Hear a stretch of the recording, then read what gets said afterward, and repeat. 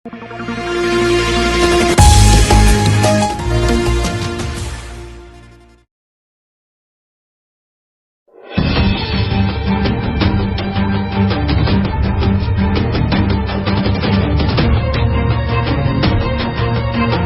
Social distancing सामने गोला बना के अपना दुकान पर जो है सामग्री देंगे।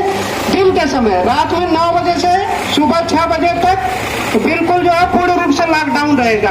आज से गश्ती की जाएगी, जांच किया जाएगा। जिसका दुकान खुला हुआ मिला उसका दुकान तत्काल सील करते हुए उस पर मुकदमा दर्ज कराया जाएगा।